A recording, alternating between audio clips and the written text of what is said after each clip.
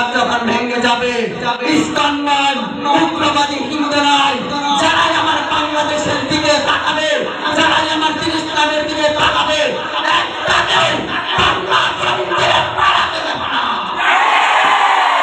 সবগুলোকে প্রাচীন কাস্টে চড়াতে হবে। আজ ইসকন আমার উকিল ভাইকে হত্যা করেছেন, এর সঠিক বিচার যদি না হয়, ইসকনকে যদি নিষিদ্ধ না করা হয়, একটা ঘোষণা করতে চাই, সুস্পষ্ট ঘোষণা, টেকনাফ থেকে তেঁতুলিয়ায়, রূপসা থেকে পাতুরিয়ায়, বান্দরবান থেকে সুন্দরবন, তাওহীদি জনতার বিদ্রোহের আগুন জ্বলবে, বিদ্রোহের আগুন জ্বলবে।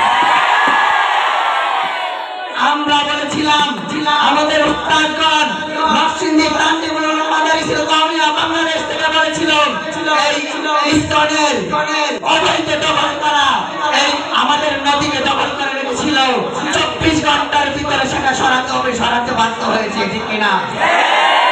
সরাই নাই, আপনারা দেখেছেন, সরাতে বাধ্য হয়েছে। সুতরাং আমরা একটা ঘোষণা করতে চাই, দিশার ইসলাম মোকাবেলা থেকে ঘোষণা করতে চাই, এটা আমার ঘোষণা নয়, এটা আমার সামনের শতচক্রের ঘোষণা নয়, এটা বাংলার সমস্ত মানুষের ঘোষণা হতে হবে।